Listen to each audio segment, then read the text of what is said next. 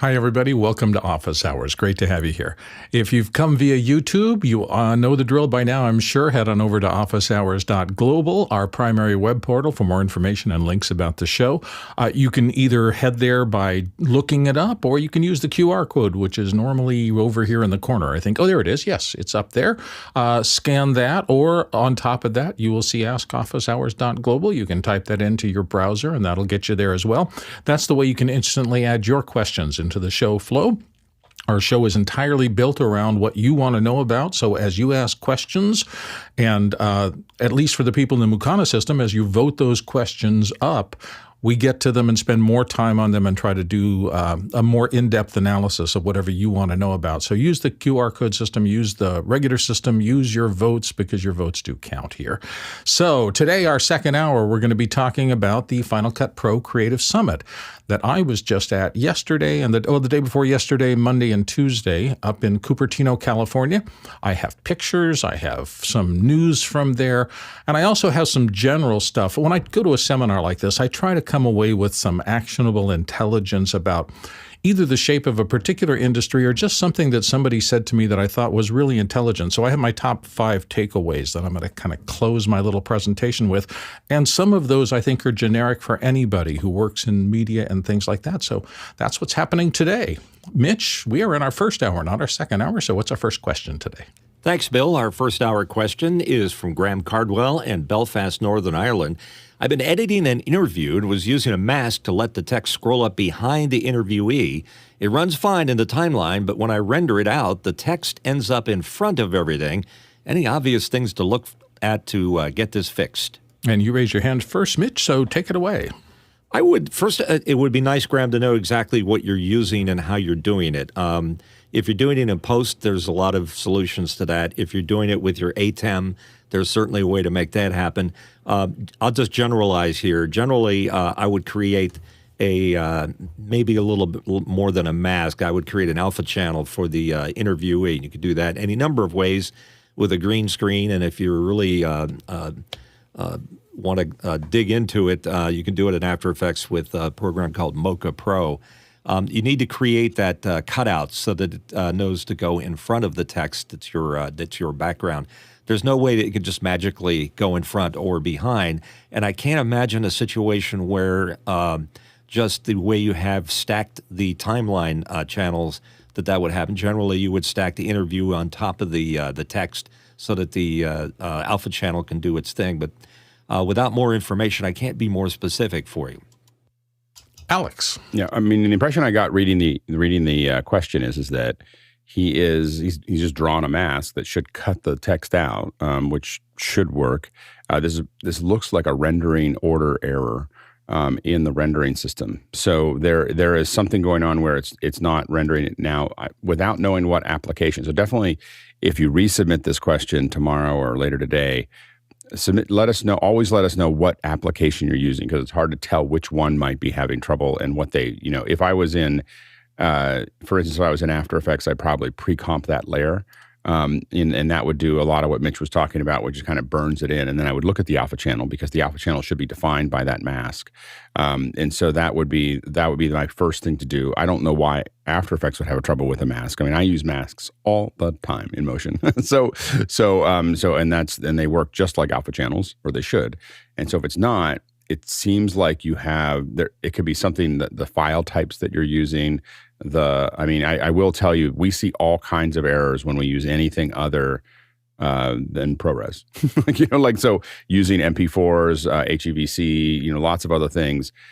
They cause all kinds of problems in our renders where something looks fine in the timeline and does not look fine when we render it, and it's because it's being sent through another pipeline to manage that problem. While it says it's easy and anyone could do it, there's a reason that a lot of us conform content is because we have less rendering errors, and it's the rendering error. It's not the timeline errors that we have trouble with; it's rendering errors. And so look at whether the first thing I would do is make sure that you've conformed everything to ProRes.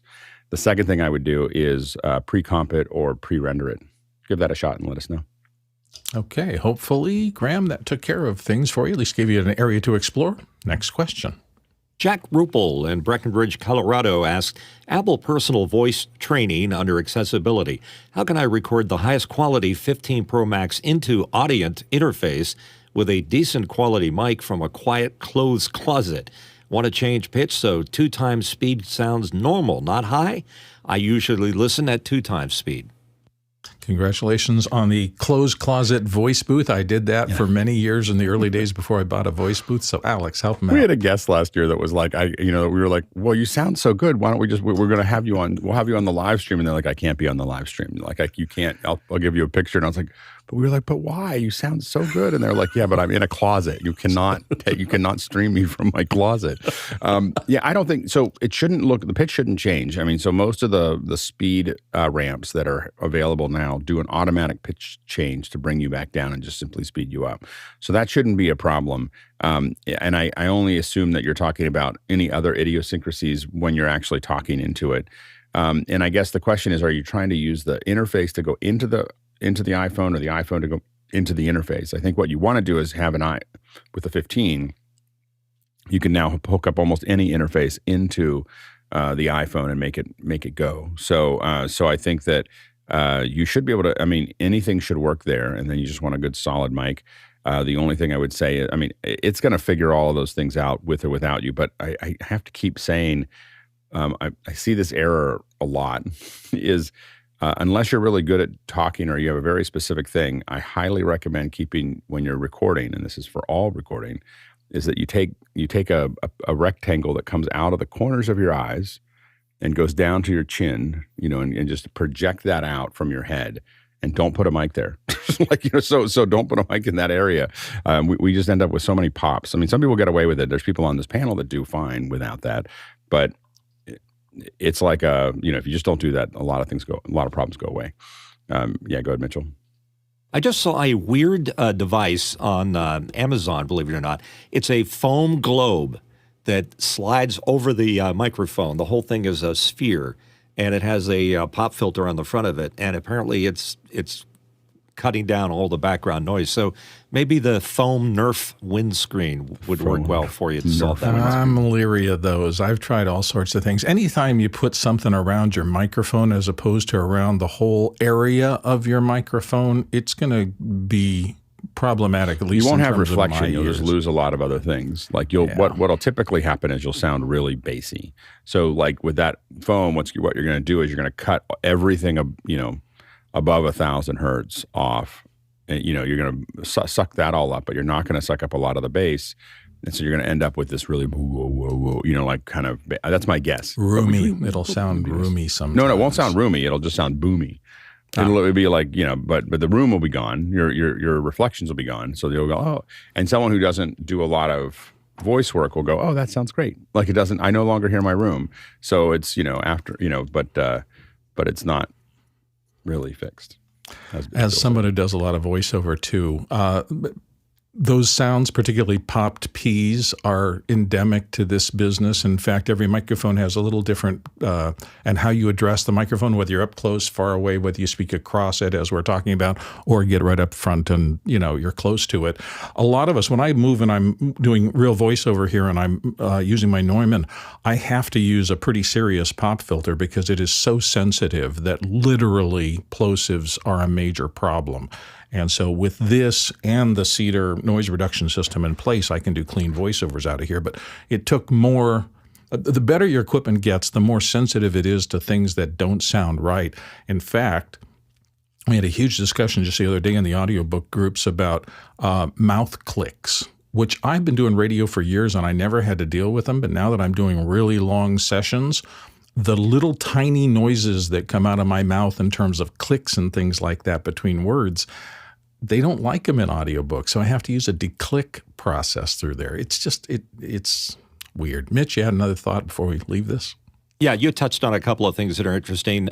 Mic technique will do a lot.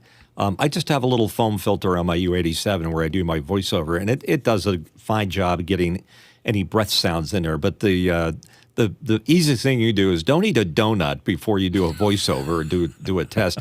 Don't drink dairy products because it just makes your mouth all gooey. Yeah, there's all sorts of techniques, warming up and things like that. And yes, your mouth ecosystem is important. Hey, Mitch, I just want you to know I got a U87 too. Hey, is it the real one or the warm? That's U87-ish. It's a U87-ish. I bought it. I had to try it. How much did that cost you? $26. This is $26. Yeah.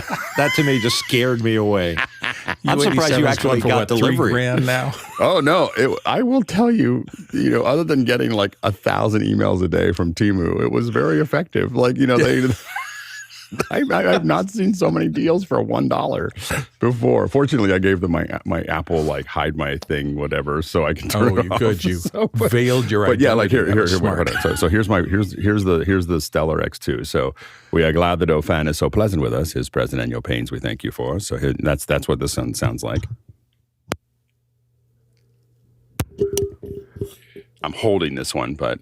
We are glad that Ofan is so pleasant with us. His present and your pains we thank you for. And we have matched our rackets to these balls. $26. It's clear-ish, but it's clear-ish. Yeah, not much on the low end. Doesn't quite sound exactly the same.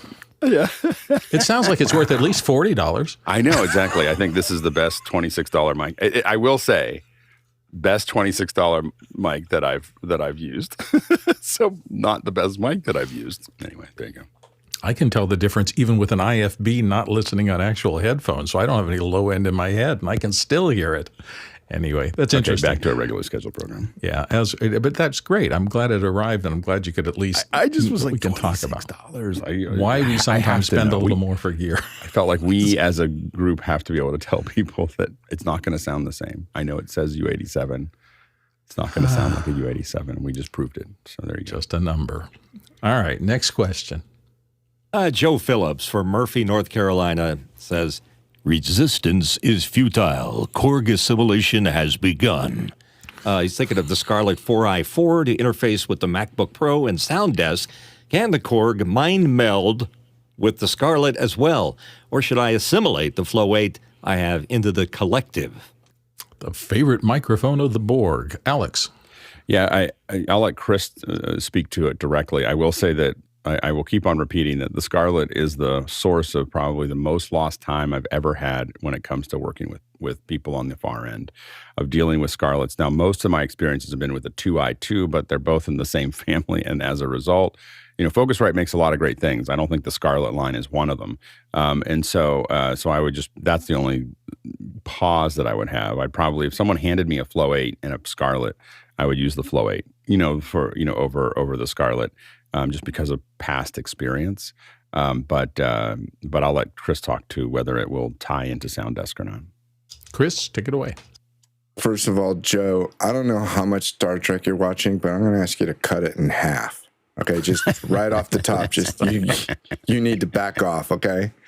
What you're looking for, Joe, and the short answer is I have no idea, but what you need to find out is, do you have the ability to get a direct feed out of your input device, your audio interface, that you can assign to be just your microphone and always your microphone? And that's what we ended up doing. And the thing you're going to want to look at, I don't see anything in your, well, is SoundDesk cross-platform, Alex? No. Okay, so then obviously you're on a Mac. So what you want to do is you want to launch the application called Audio MIDI Setup. It's in your utilities folder. You don't have to go buy it. And what you want to do is you want to look at the Scarlett and see, does it give you access to four separate US or multiple USB outputs, more than just the left-right stereo. And keep in mind that Audio MIDI Setup, being a Macintosh app, is looking at those ins and outs from the Mac's point of view. So you're going to have to look at the input tab because it's coming in from the Scarlett. The ones in Audio MIDI Setup that are labeled in, those are your outputs on the Scarlett. And if you can do that, then you'll be able to do the trick that we talked about getting your microphone funneled into that mix right at the very, very end. And other than that, yeah, probably.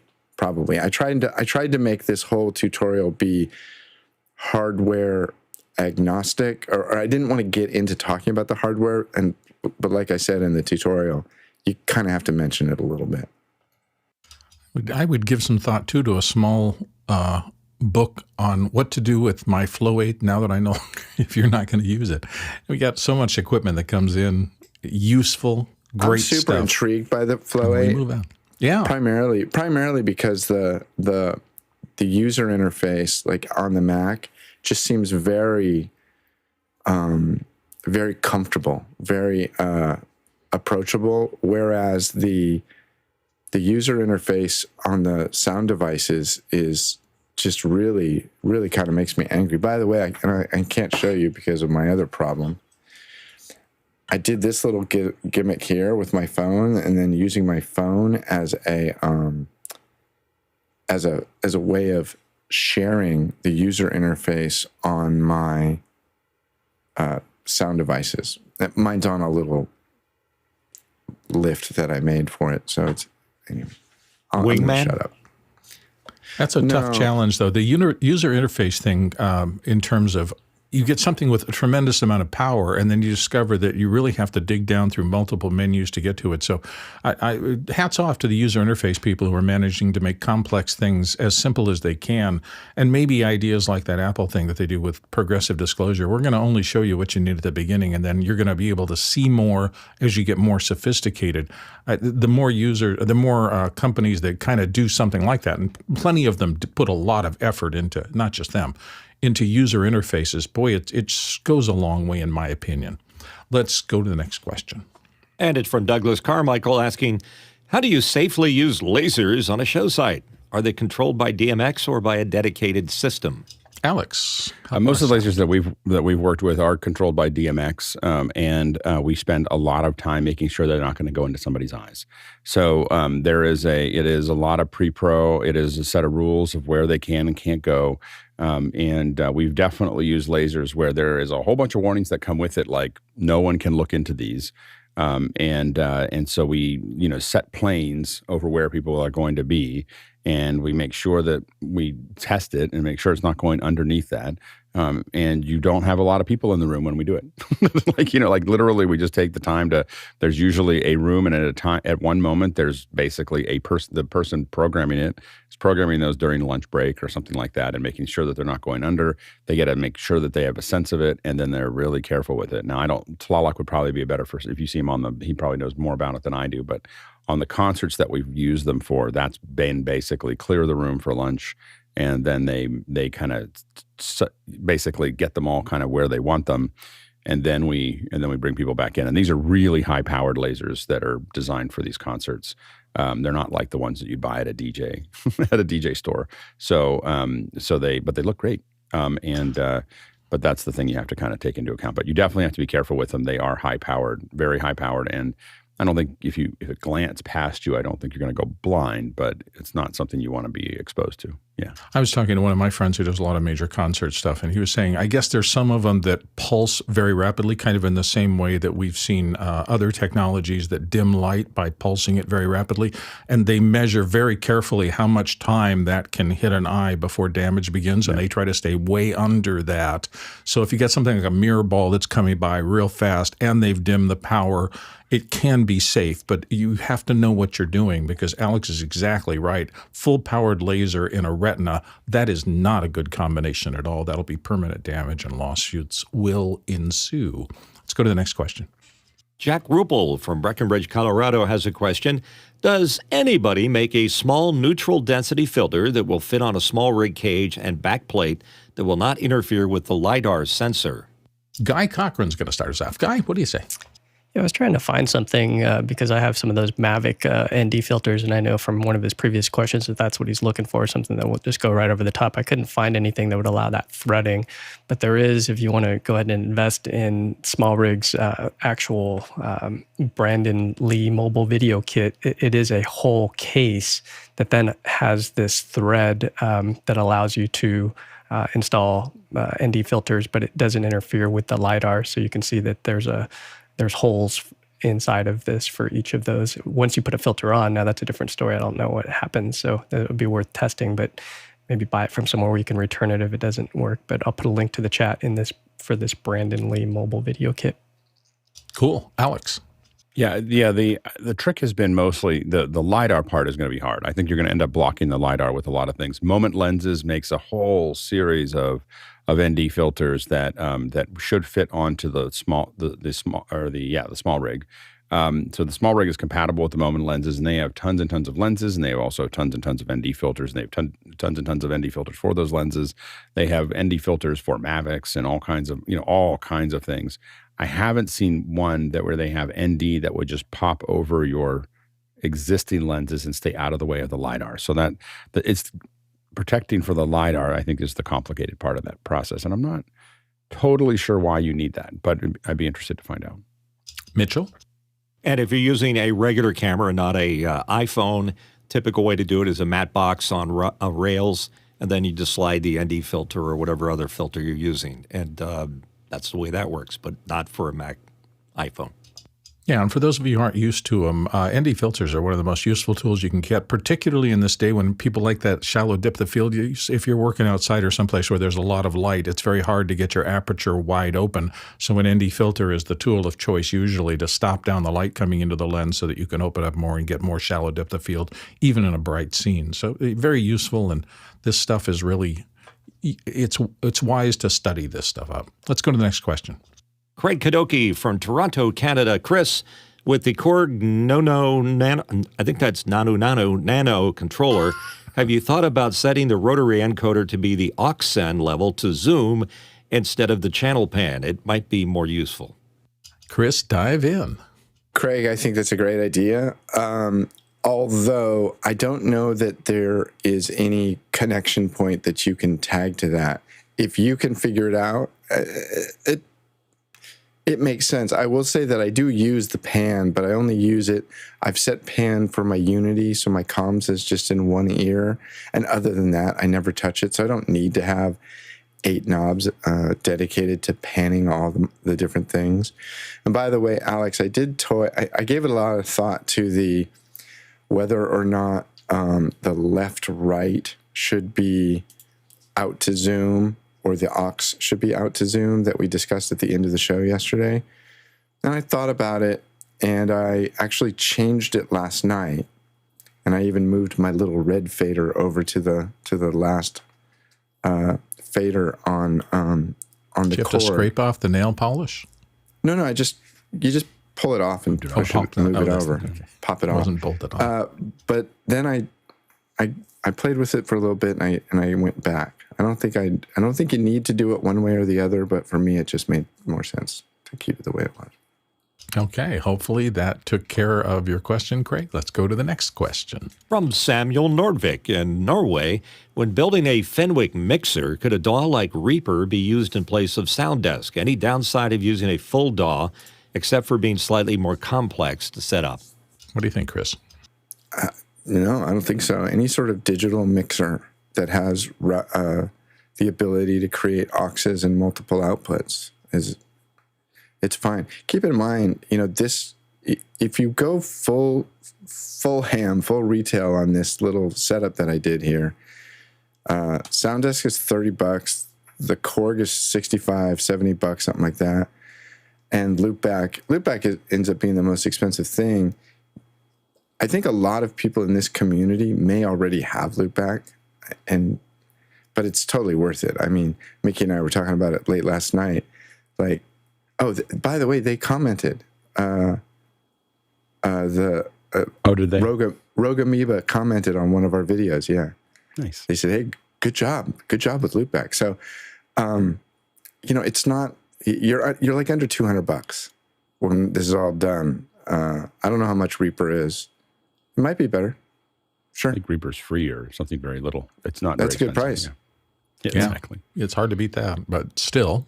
All right. Let's slip to the next question. Craig Kadoki from Toronto, Canada. Big updates to Logic Pro earlier this week. Any comments or experience yet?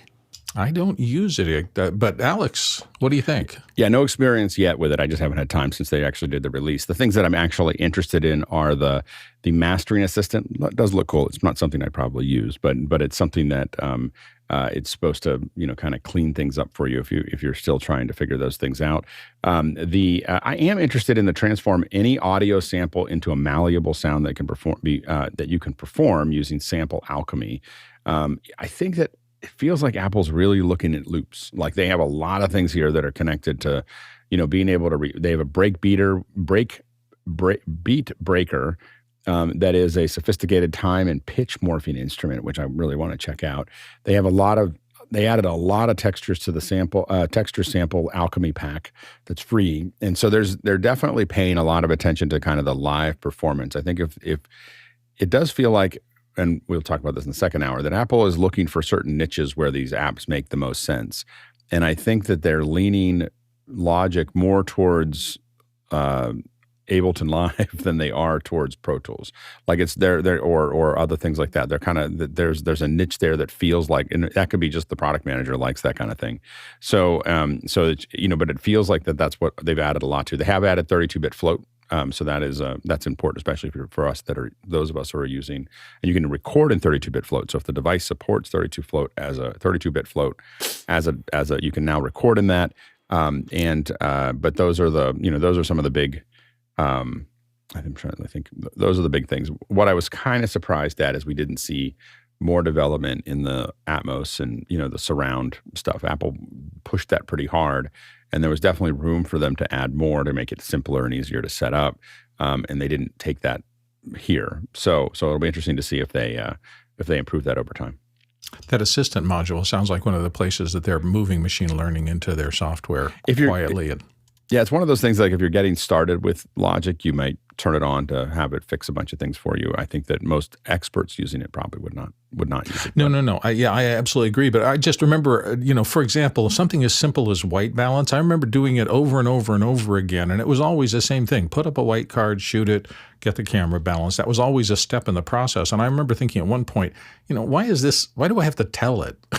Can't it just figure out from the chip and from analyzing the color how to correct the white balance at that level? And it seems like that's happening more and more. And I've not had to white balance anything I've shot for quite a while because I haven't used my old cameras. So that's kind of fallen by the wayside. Hopefully we'll get more of those kind of things where a known, here's how to fix it. You can go in and change it afterwards, but it's just built into the algorithm and you shouldn't have to bother with that anymore. Hey, fingers crossed for that. Let's go to the next question. Andy Kokendorfer from Vieira, Florida. What do you use for project management? My company uses JIRA, which is designed for software, but not AV project management.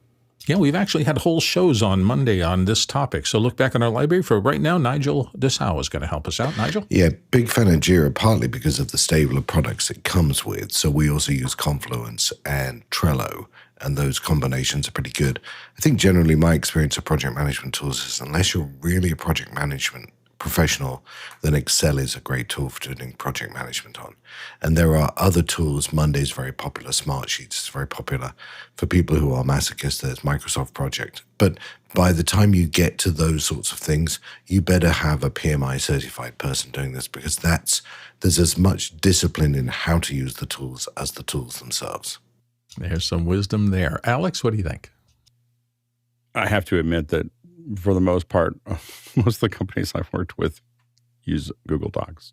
There's a lot of other things that you think of, but the number one thing that we see in almost every project, every somewhere is Google Docs. It's somewhere hidden in there. And Google, even just Google, the sheets, obviously, for timelines. And again, I think there are much better tools.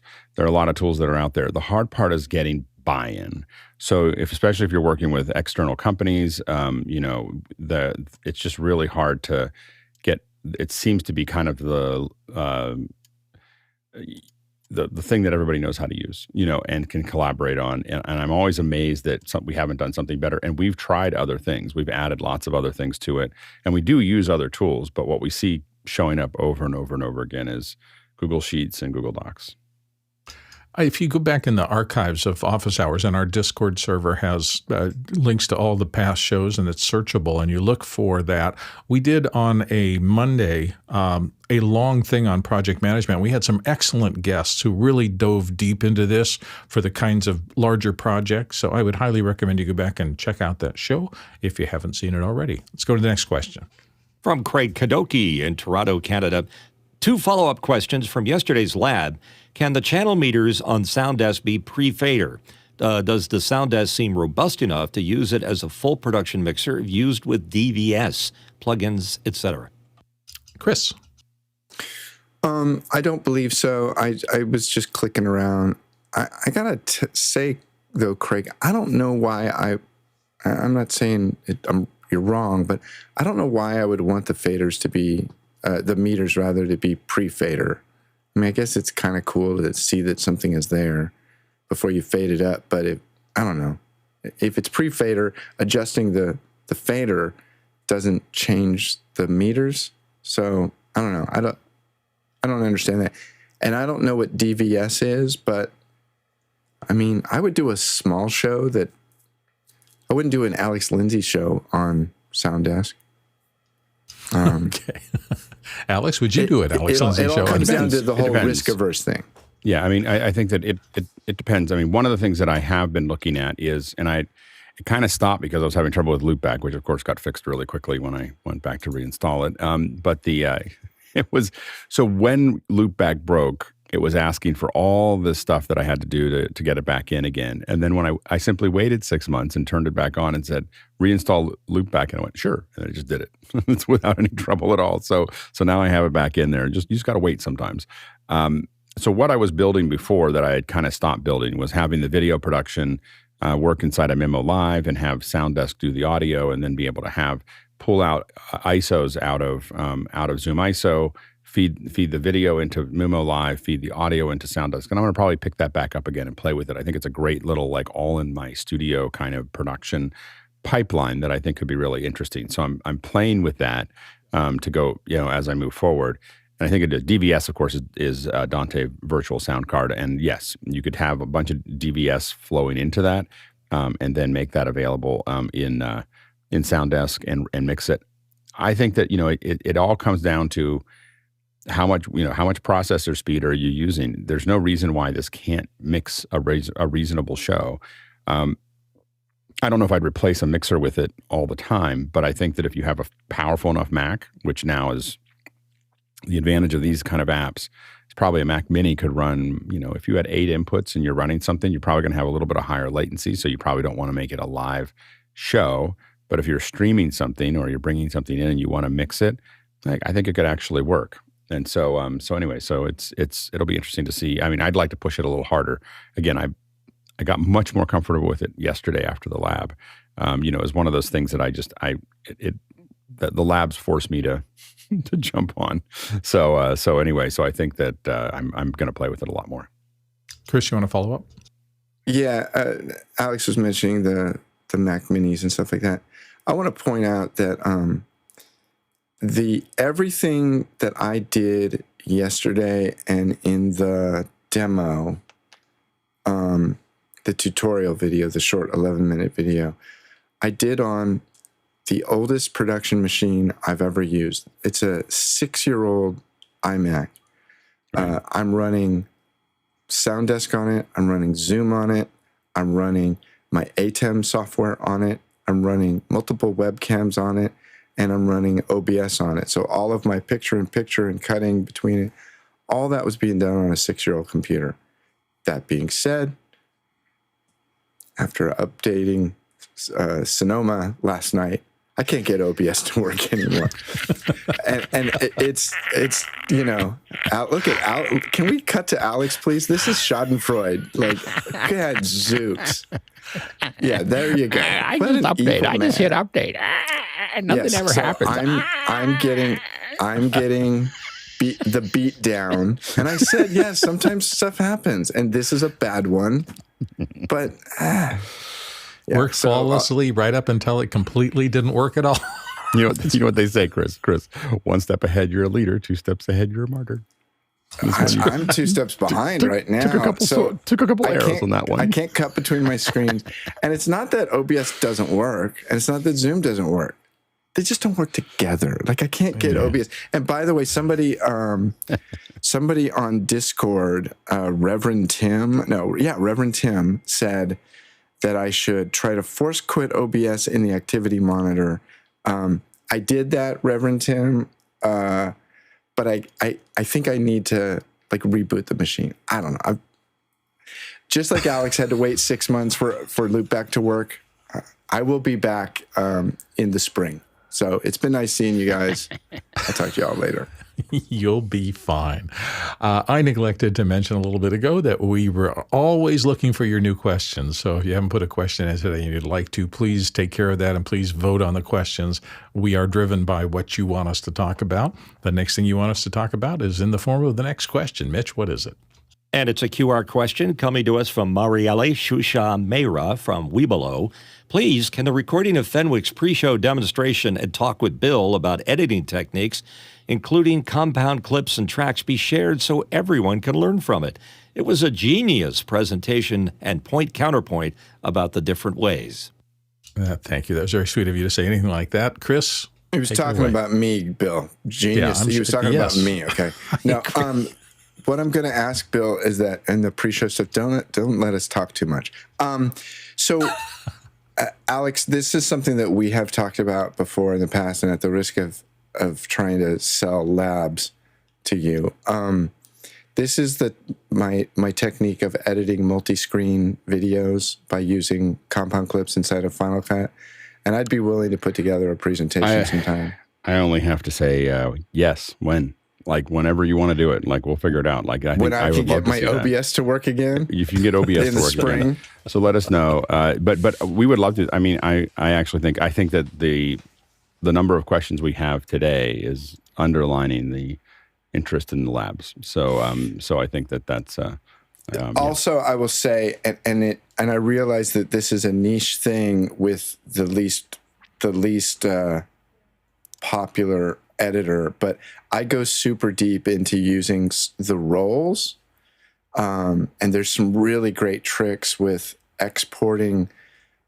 You could build presets for your export patches, and so like quite often people will say, I want all the music on screen A left and right, I want all the dialogue on screen B left and right, and I want all the effects on screen C left and right, and they mix them, and it's super simple to do that when you build the presets.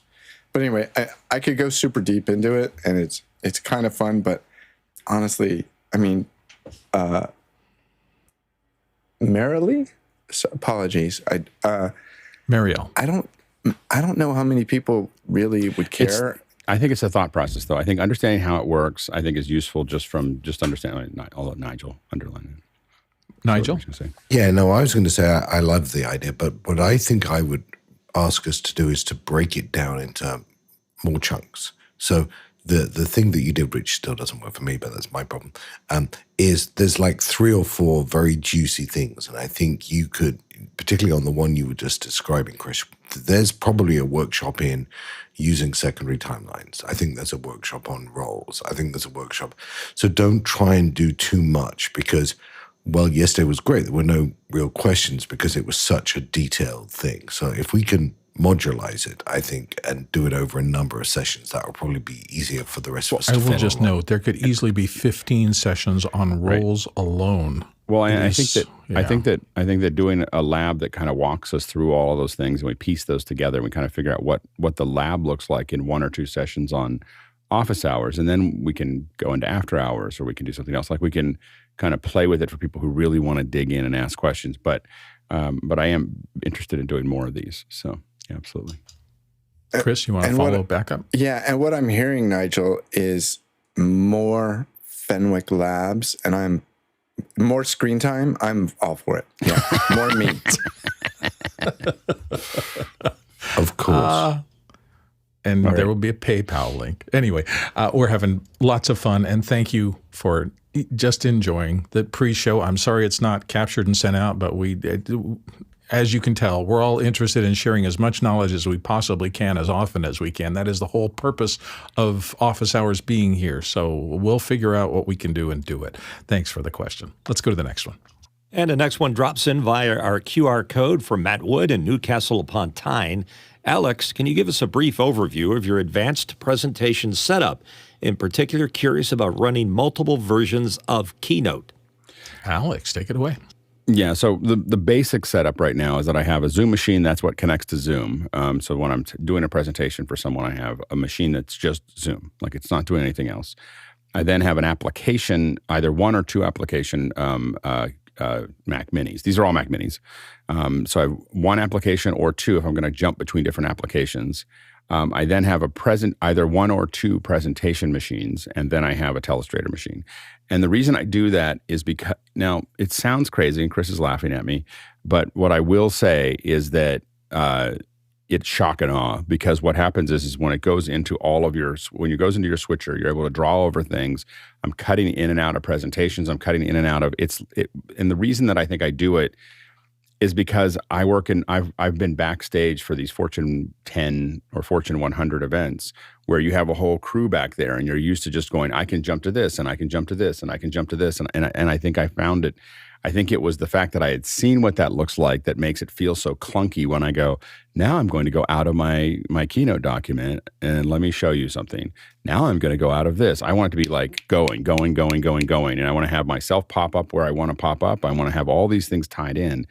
The reason I used, and I'm playing with the whole process with the presentation. The reason I use two presentation machines is because in some of my presentations, I do all of my simple animations over top of me. So if I have a little object appears here and another object appears here and something ties over, and that's like a piece of glass in front of me that is the graphics, and I key that, and then I have another one that is running the full frame stuff. So when I go to that one, it goes full frame and it animates things and everything else. So and then I can pop up in where I want to, and so on and so forth. And so that's the reason I use two of them.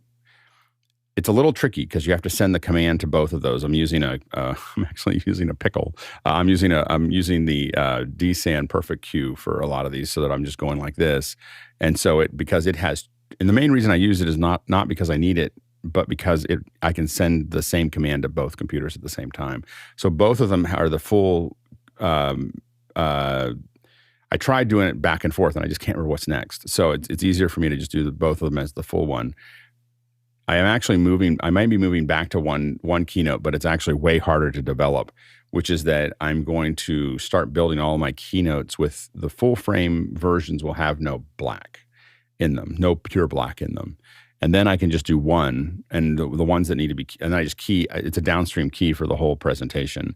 And things appear where I want them to appear, and then it just goes over. So it was a moment in time that I had two of them, but I think that I'd rather have one with no black or one with I really wish Keynote would do key fill out. Everybody should go to Keynote, go up to feedback. There's a little feedback thing, and go in there and type in. It would be great to have key fill output from Keynote. Like it already has it in the name. It'd be great to have that, because that would solve a lot of my problems. Fair enough. Let's go to the next question. And I'm asking this question. It looks like the AFTRA SAG or SAG-AFTRA strike is suspended as of today. Any news or details? I got all sorts of pings from friends of mine who work in that industry. They are so glad that they may have solved this. It looks very close. Alex, what do you think? No, there's no details yet. I mean, they're supposed to come out tomorrow. So they're going to go to vote tomorrow, and when they go out, we'll see the details. The one that everyone wants to know, I don't know. Everyone I know wants to know is, did SAG be able to grab onto a tax on every subscriber for the subscription services, which just seemed way over the top and amazing if they get it. So anyway, that's the big one. The other stuff is all stuff that can be worked, usually malleable. It gives them something to go back to, and but the numbers they're throwing away as $1 billion deal tells me that they probably did not get that deal, or it was radically cut down, because it would have been, just that alone would have been between $1.5 and $2.5 billion over 3 years. So the fact that they're not running those numbers means that either it got eviscerated or taken out of the deal altogether, because it was a big deal. We'll know tomorrow. Mitchell. Alex, you think that they calculate their losses against the givebacks? Oh, I don't know. Yeah, I don't know. Yeah. It's growing so fast. The other thing I'm interested in is just whether or not the IP rights to performances in the digital space, whether they managed to lock that down well enough so that, we've talked here a lot about, that dialogue didn't come through clearly. Let's just let the AI thing go to work on you and then we'll replace it with yourself, but we won't pay anything extra for the problem recuts and things like that. You have to remember that this is just the contract between those actors and the folks that are signatories to the union. So what'll happen is that all this stuff is going to be blowing up in the rest of the world, and they won't be able, and the companies with the signatories won't be able to do it. It doesn't mean it's going to stop it from happening.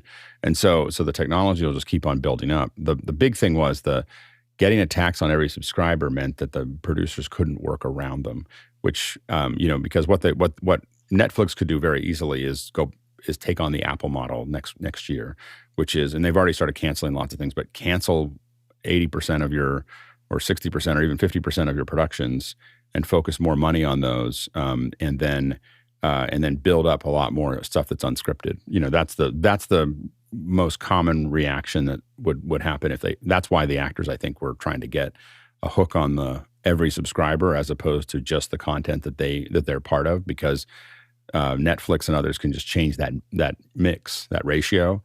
And, basically it would be devastating to a lot of the below the line, because we've never had a boom like this as far as production goes. I think that boom is probably over, so I think that's what we're going to see next. I just hope we don't get more comedians in cars getting coffee and less lessons in chemistry, because that would be exactly the opposite of what I'd like to see out there. I think we should focus all our money on trying to figure out how Nate Bargatze can do more stand-up. Let's go to the next question. The best. And it's another QR code question. And wouldn't it be cool if we had a little ding ding for QR code questions? This one's from Jens Olson in Sandpoint, Idaho. Is it just me, or have the fast switching for AirPod Pros gotten way, way better since the last Mac OS and iOS releases? Alex, how do you feel about it? You didn't like this at first. I don't switch. So I don't let it switch. So I don't know. I pair my headsets specifically to specific devices, because I got so frustrated with this one thing. I don't want it to switch between things. I don't want it to look at the other things. My biggest complaint right now is that with my open comms, if someone calls me, even though I was just listening to them, it will automatically make me choose open comms again for that person coming in for the phone call. And it's something Apple's doing, and it's really frustrating. So, yeah. There we go. Jens, I actually think it has gotten better. I have 2 pairs of AirPod Pros because I walk every day. Plus, I do a lot of other things where I'm in the same space as my wife. We're both working together on some projects. So I'm always switching back and forth between those 2 pairs, and I have had less problems. Not problem-free. There is an occasional thing that happens with me where I have to go in and re-download audiobooks and things like that because it's gotten a little confused in its intelligence. But generally speaking, no matter which pair I put in, the phone or my watch, which is more likely since I'm probably going out to exercise, figures out I'm using this pair of AirPods. I just want to connect to that. The other one's still in the case. It ignores that. And so it's gotten better in my experience. We'll see if it continues to evolve. Let's go to the next question. Thomas Jenkins is here from Clarksville asking Alex, did you know that there is a new Connections with James Burke on CuriosityStream? Alex. No. Your favorite program of all time. So I'll definitely check it out. For those of you who don't know who James Burke is or Connections, Connections is probably the best educational series. The Connections 1, made in 76 or something like that, is still the best education content ever created in the history of the world. It is, you should watch it. If you're an educator, it should be required viewing, just to understand the proper delivery of educational material. When I was going back and forth with Elton Brown about Good Eats, because that's, to me, one of the top 5 in this kind of thing. When I think about how to do education, I think about Good Eats, whether apply it to other things, and Connections. And Alton Brown came back and said that he binged on Connections, and then Good Eats' Connections, applied to cooking. Food. So yeah, to food. So James Burke is really the OG of educational content, of educational videos. I'm super excited about it. The budget of the original Connections was the largest budget that PBS had ever spent at that moment. Like, it was a huge risk and it was a huge success. But I, my concern is always that what made that work was him going to all these places and being in all these places. And I'm going to guess that the Curiosity Stream, I would love to see. I'm going to go look at it because just listening to him talk is amazing. Like, his ability to tie things together is unbelievable. I think the Curiosity Stream will be worth watching. You should definitely watch it. I'm going to go check it out. I think that I would love to see Apple give him all the money, while he's still doing this, and just let him just go crazy. It'd be really fun. Yeah. Next question. And it's a QR code question coming in from Andre Dole in Berlin. We've got a request for supporting a hybrid event based on Webex. Is Webex kind of production ready, especially regarding two languages, integration of simultaneous interpreters? We also have to include a live music act. Alex? Not really. I mean, so what I will say about Webex is that it is dramatically better than it was a year ago or 2 years ago. Like, they are the fastest moving virtual conferencing software, but they came from a long way back. They were they were basically ridiculed by us for a long time, a decade, of how bad Webex was. It was like the epitome of everything that was wrong with virtual conferencing. And now whatever happened during COVID, I think they just got tired of everyone making fun of them, especially when it mattered. They probably lost $1 billion of opportunity. They put a lot of money into it, and it looks much, much better. What it doesn't have when it comes to really doing great productions is all the stuff that Liminal added to Zoom. So, no one else does. So, like, if you're doing a hybrid event, it's kind of, to me, it's absurd and weird to do anything other than Zoom, just because Zoom has all the tools that you need to do this, and so I'm not talking about Zoom events or any of that stuff. I'm just talking about the Liminal being able to pull things out and put them where they need to be. If these other companies started adding those things, it would start to become a fair fight, but it isn't right now. And so, as far as the languaging, I don't know how they manage multiple languages. Zoom does that actually fairly well. But I mean, I'm sure you'll be able to limp through something here, but it's not going to be, it's not going to be the same, as what we see with Zoom implementation. Mitchell. Isn't Webex sort of the gold standard for most broadcasters? They have the most hooks into it for using it. Skype is because they built a hardware box. So Skype built the TX boxes, the 100s and the 400s, and I used to have 6 of them. And Skype is probably the most known for that because of the hardware integration. You could slide a 1U in, and it had SDI in and SDI out, and everybody just bought into them, and that's probably the most one. We don't see. I mean, Webex is trying to get into that, but Webex is definitely not a major player in broadcast. They seem to be doing a great job of marketing to people like CNN, because that's all you see. Somebody paid somebody a bunch of money to do that, or gave a bunch of support. Yeah. Next question. Douglas Carmichael asks, Nigel, you mentioned PMI certified persons. Did you mean PMP? Nigel, what say you? Yes and no is the answer to that question. The PMI, the Project Management Institute, is a great place to get your PMP certification, but it's also a great place to become part of a community. So when I look for professional project managers, one of the things I tend to look at is, are they involved in their PMI chapters and stuff? Because it's a community and it's a learning like many other things, but the pure certification, which you can get from lots of people, is PMP. There you go. Thanks for the clarification. Let's go to the next question. John Wallace from Michigan asked, best hardware mixer for 5.1 Dolby Atmos. Alex, I'm surprised you didn't raise your hand on this. I meant to. I know you, Sorry, I was actually doing research for it. That's perfectly all right. So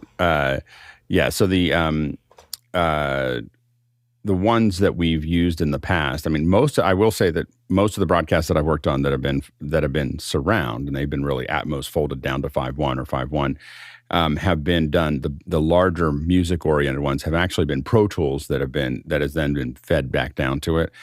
Some idiosyncrasies there. I don't think Pro Tools is really built for that.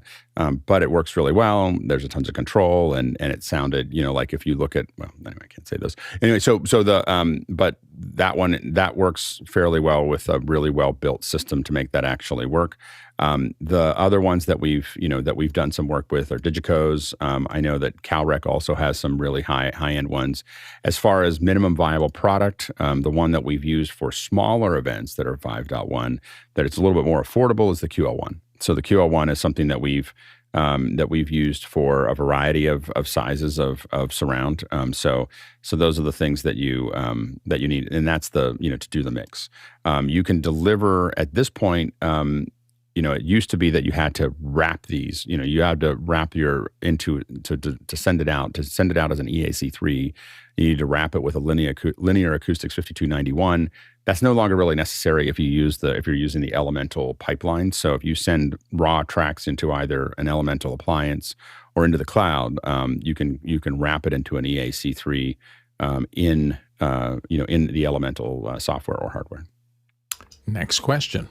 From Matthias Utila from Helsinki, Finland, looking for a small video mixer and monitor that can record program and also output it via the USB to be used as a webcam. Like an ATEM Mini Extreme is too much, by the way, with 2 USB ports for both recording and webcam outputs. Any options? Nigel. Well, yes, the problem with that thing was the 2 outputs. The Extreme rather moved you into that category. I would say look at Roland. I use one of these Roland UVC-02s when I just go out on my own and I'm traveling and I want to take a little mixer and I don't want to unplug all my Blackmagic stuff. And I find this great. But again, it's not going to have the 2 outputs. It's going to have 1 USB output. It also has this very annoying square USB output, which I don't like very much. But either way, look at the Roland line. You might find, but I think you're going to find the 2 USB outputs are where you end up going back to the Extreme. USB device connection. I haven't had one of those in a little bit of time, but they worked fine. Mitchell? Yeah, Roland is nice, as Nigel says. I also saw a device, and I'm not 100% sure if it has the 2 outputs on it, that Caleb Pike over at DSLR Shooter had cobbled together. It's kind of a small thing, but it mixes, switches, and sends stuff out, and it does everything all nicely wrapped up in one little device. So check it out, DSLR Shooter. Let's go to the next question. Next one from Cindy Drozda in Erie, Colorado. Bill, I also have a problem with mouth clicks.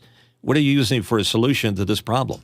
Hi, Cindy. I know you do a lot of live stuff, and I don't have a great solution for live because that's harder. If you're recording and playing back, most of us use Isotope RX, and it has a brilliantly executed mouth declick specialist plugin. It also has a regular declick, and I think they're meant for 2 different things because sometimes clicks are switching transients and things like that. I know a lot of people who do work in video, they're obsessive about whenever they cut dialogue, they make sure that they go back in and put little fade handles every cut so they don't get the click of the transient of the waveform just disappearing or hitting hard. But mouth declicks are the special thing, and Isotope has a specialist post-processing thing. So I run everything that I do for the audiobooks and everything else through mic declicks. It usually finds 30 to 40,000 of them in a typical file for me. So I'm really glad it's automated.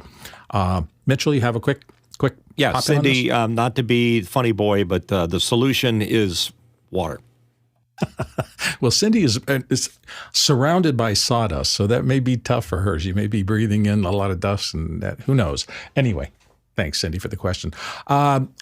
We're almost at the top of the hour here, so some coming events. The show workshop happens every Tuesday at 12 noon Pacific Standard Time. So if you're interested in getting involved with the show, it's a great place to show up, meet some of the people kind of on the back end, and get your training begun there for being a closer part of office hours. The Squares TV Lab with Michael Forrest is Wednesdays. That happens at 11 a.m. Pacific Standard Time. So if you're interested in that application, which is really cool, learn how to integrate Shoot Pro webcam, Video Pencil, BeatSheet, iOS and Mac-based stuff. So there's a lot of great information that comes in that.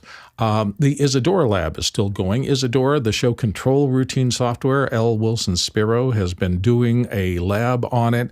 It is an incredible opportunity to learn how that, and a lot of the Office Hours show is built on the kind of the Isadora platform. So if you're looking for a really high-level control protocol thing, that's where you want to go. Also, don't forget tomorrow's show, building a multi-view tool for NDI. Elias Brunennen will be taking us through the process of how he built a multi-view for NDI from scratch. He's going to be here to answer questions about the entire process from concept, coding, cross-platform rewriting to testing. So that all happens on tomorrow's show. And in just a couple of minutes here, I'm a little tiny bit early, so I'll just say I'm very excited to talk to you about the Final Cut Creative Summit that I was just back from. That'll be coming up here in our second hour in about 3 seconds. We'll be right back.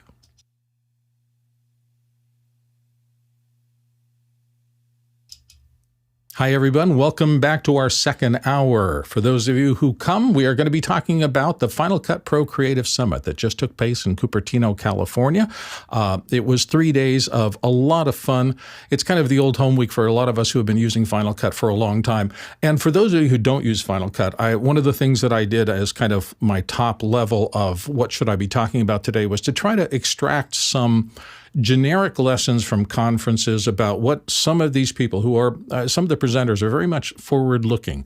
They're creating content, they're on YouTube, they're doing traditional video production, some of them working on major television and movies and things like that. So there's a pretty wide group of people.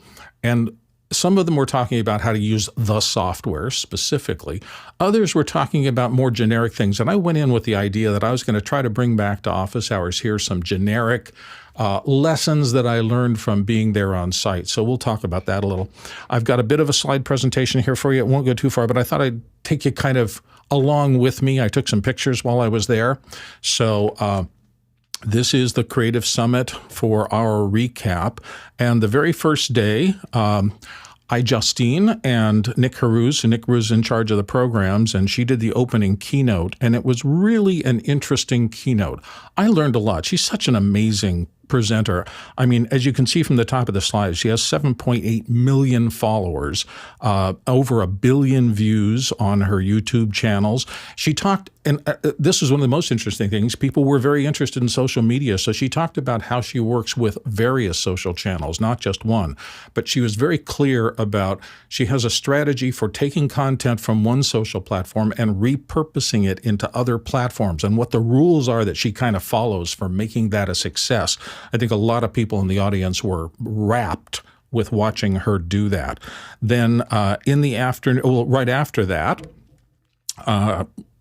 iPad. And this was one of the big themes.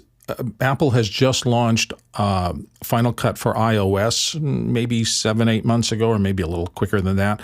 There was a lot of discussion. So the entire second thing was Chris Lawley doing a very deep dive into iPad OS. Now, he has 172,000 subscribers, not anywhere near at Justine's level, but he does his entire workflow on iPad. I mean, literally, he said, I do not own a laptop or a desktop computer anymore. So he is able to do all of his social media work, build his audience, and run it entirely on iPad. I thought that was really a fascinating kind of talk through, and he explained the whole process. He showed us, he did live editing there.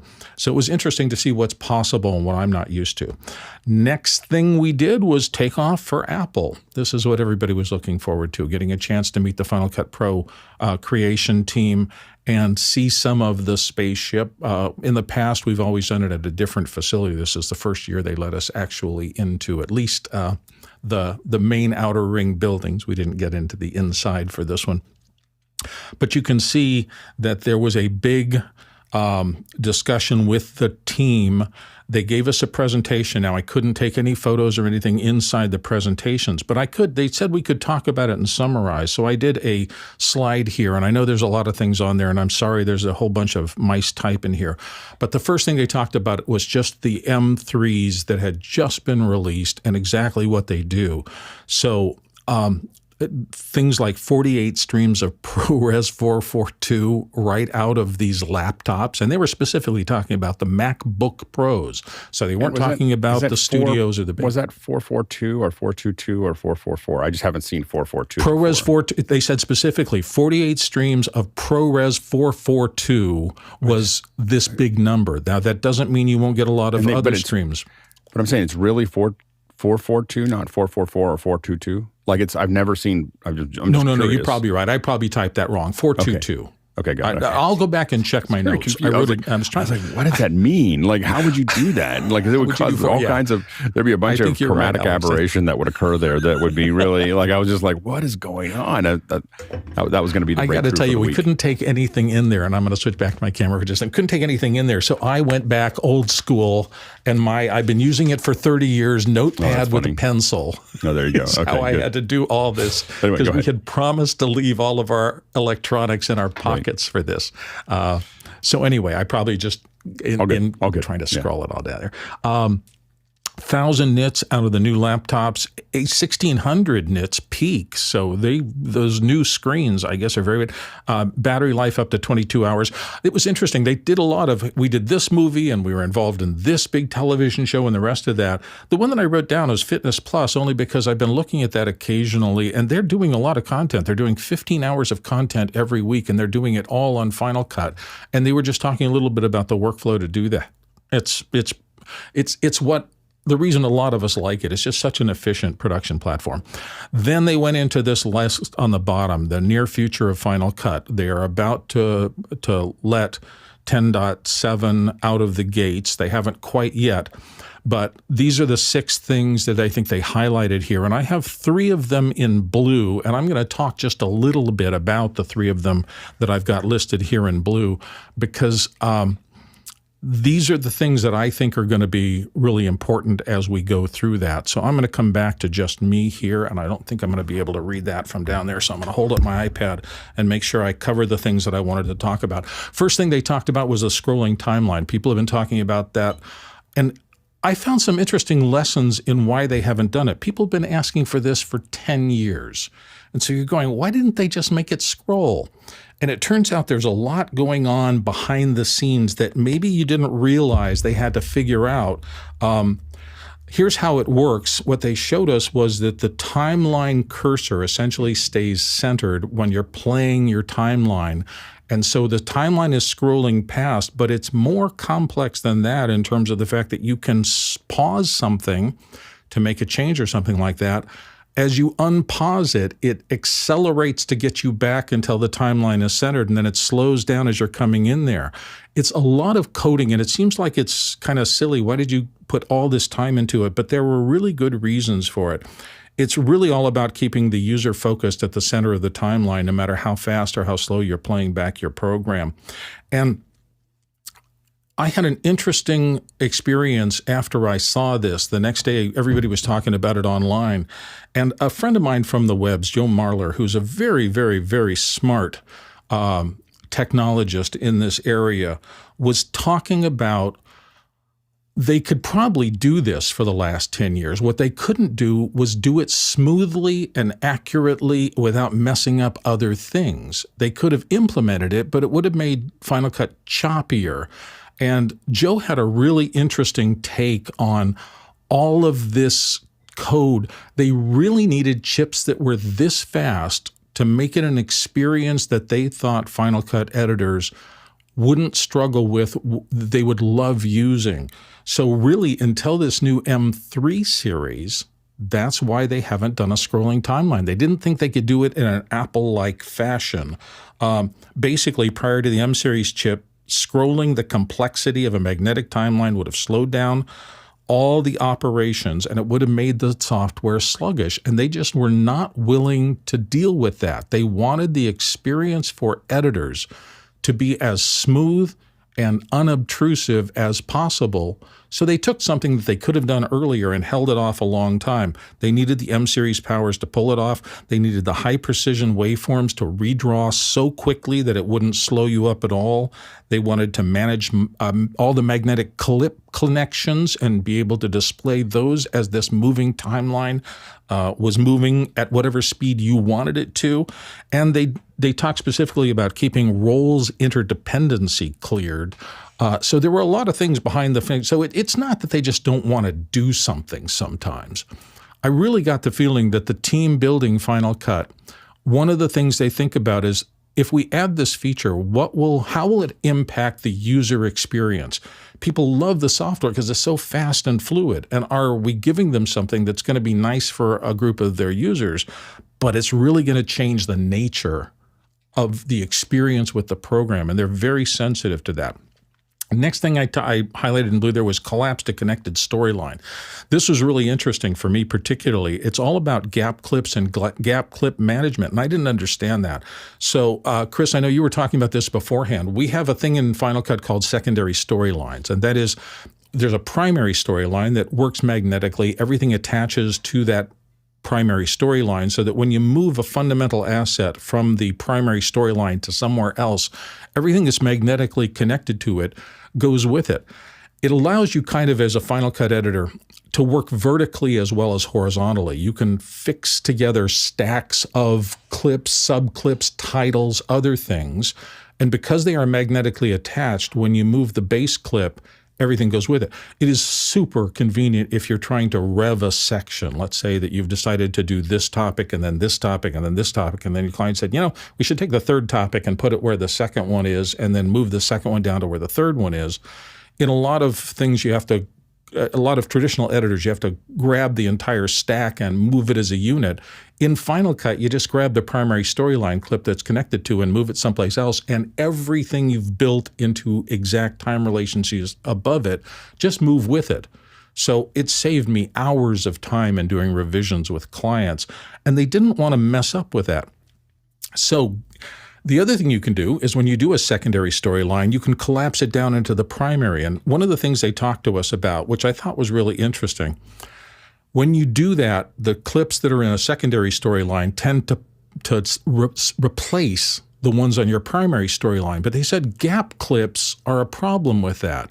If you've built something on the primary and you're pushing down the secondary and the secondary has gaps in it, the user really probably doesn't want those gaps to replace content that they've built. So they had to reimagine what a gap clip does when it's combined with the primary storyline.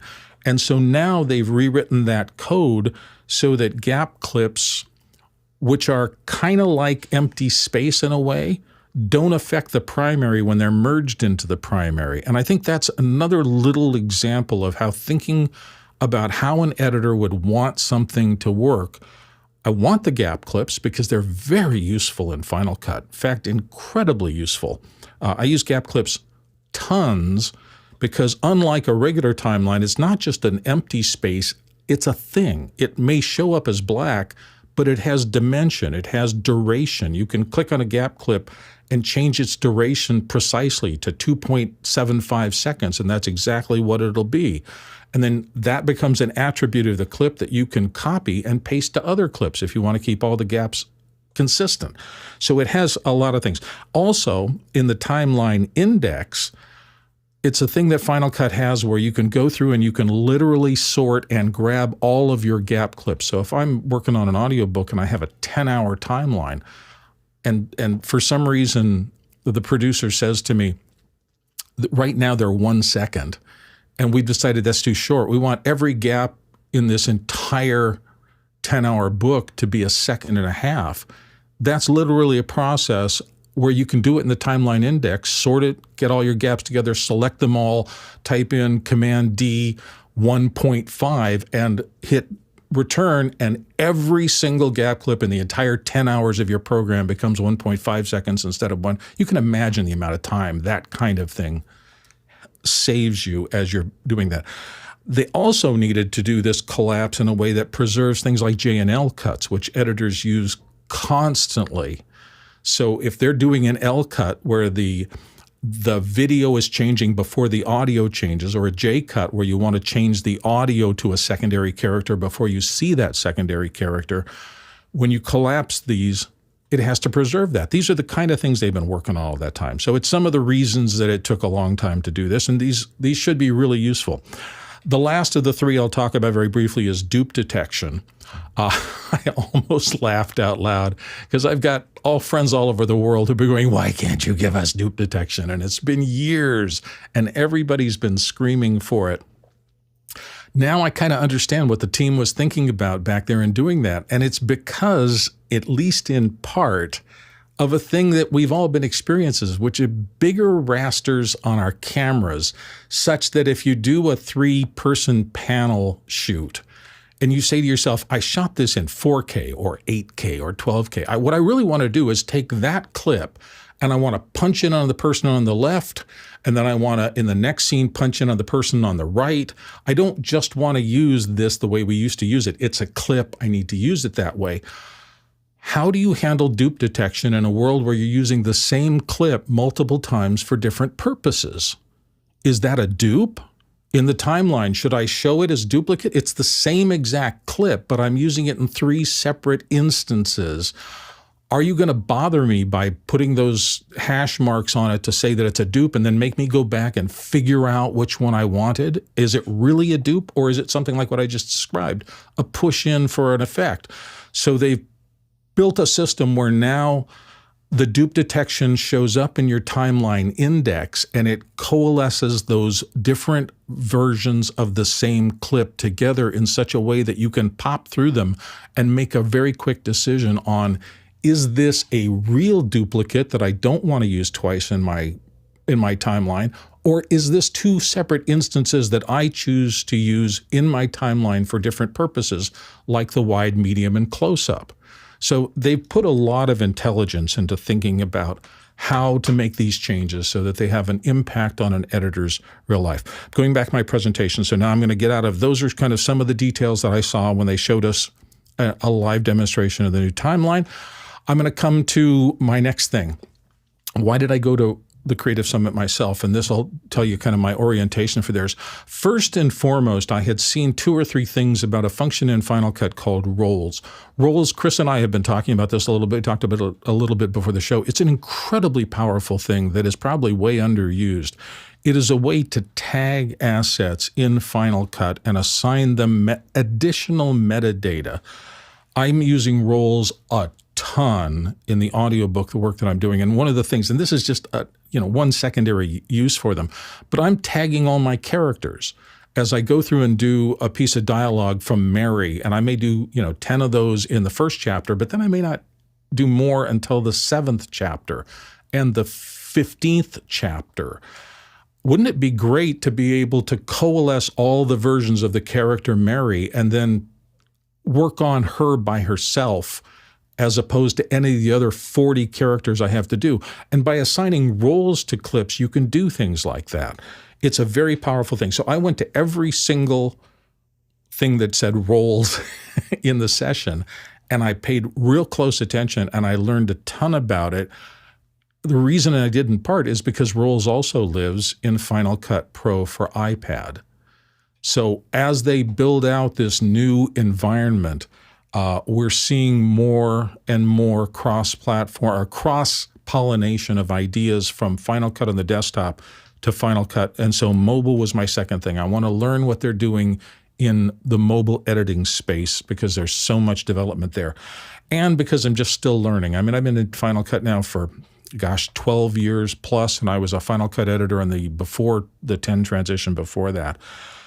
That's part of why I went to the Creative Summit to do those things. There's one more thing I went to, and that was just to see people. Because I got to tell you, when you're working alone as an editor, and we all have to do that, knowing people that you can call and just say, I'm really frustrated, this isn't working right. And I think all of the connections I've got in my Final Cut group of people that I work with have come out of going to these shows in the past. It's very important. All right. I'm going to do now my top 5 things I took away. And for those of you who are not Final Cut editors, hopefully at least a couple of these are going to be useful to you. These are my takeaways from the summit. First and foremost, and I can't say who this one came from, but someone did say from the Apple team, this is the beginning of the future for Final Cut Pro for both Mac and iPad. What they showed us was that it's not that the two are going to become one thing. They're still going to be separate things. But I thought that was a little tip-off that I should start paying attention to both versions, that development is going to happen in both things, and that this is going to be increasingly an important way to look at editing. Now, the next one, number 4, so that was my 5th most important, Andy To. Not the Andy Tao that we see on the show here, but Andy To is a YouTube influencer, and boy, what a nice guy. I got the chance to talk to him, and he works out of the Pacific Rim, and he showed us his work. Apple's really high on him, and he just did a brilliant job. But I was so impressed because he said, I'm up here on stage, but I really want to learn from you guys. So please come up to me. Let's talk about what you've been doing. I want to learn lessons from the people who have been around a long time using this software. I just found that to be so impressive, and he did. He was open and engaged with everybody. Somebody who's making a lot of money and doing, an incredible amount of work was still hungry to talk to people and engage. And I just think that's a lesson for everybody. No matter where you are in your industry, you go and you don't say, I'm the important guy on stage. You go and you say, what can I learn from everybody around me? Great guy. Just truly enjoyed talking to him. Number 3 on my top 5, Jen Jager, who was one of the presenters there. She was talking in the first part of her presentation about not losing the joy of creating. And I got to tell you, the one thing that Final Cut has always done for me, it makes me happy to edit in it. I can tell I'm saving time. I can tell I'm away from the mechanics of editing. And I've gotten to know the program so well that I'm just fluidly enjoying creating something. And that's exactly what she was talking about. Don't get tied up. She was talking about being on big sets with, high dollar commercials. And she told the story of, I learned to do AirPlay share onto an iPad for the clients, and I gave it to them, and it kept them out of my hair. And I almost just fell apart laughing because I've had the exact same experience on a set. It's just these tools really allow you to focus on what you need to do. Number 2 was our friend Justine. This is a paraphrase too, but it was very close to what she said. If you aren't willing to be uncomfortable, then you aren't willing to grow. And I think that's a really good statement for everybody who works in the creative arts at all. It does make you crazy that they change things and you got to switch this and switch that. But she was talking about her early days when she was literally trying to figure out what to do on her YouTube channel. And she came up with when I was the least comfortable because I was working way outside of my comfort zone, that's when I learned the most, I believe this. And I saved the last one. My number 1 tip came from one of my longtime friends in there. And it was Steve Martin of Ripple Training. And he said this, people who know how will always work. And I thought that was the end of it, but it's the second part of what he said. People who know how will always work for the people who know why. I can't tell you the number of times I have experienced this same thing. You can learn to push the buttons and learn how to do J-cuts and L-cuts and the rest of this, but you don't really get good at things until you understand why you're doing these things. Whether it's a small project or a large project, I found in my practice, if I can't articulate why I'm doing an edit, maybe I ought to rethink doing it. You shouldn't do them randomly. You should do them because it makes sense in achieving a goal with the program. So here's a shot I took out the window of the plane on my way back, just like the shot that opened. I'm heading home from this. I had a great time. It was really fabulous. And so I'm going to now open it up to questions. We have other people, and Mitchell is the first in the list here. Mitchell? Bill, thanks so much for your report. I appreciate it. Could you mind holding up your laminate? Because I want to see what's at the other end of the... Yeah. They have the coolest... There, that's nice. Yes, this was the official you can get into the thing. It is, it's a laminate. It's got a little cutout. It's got a gradient apple on it. It's very cool. I'm a huge collectors of those.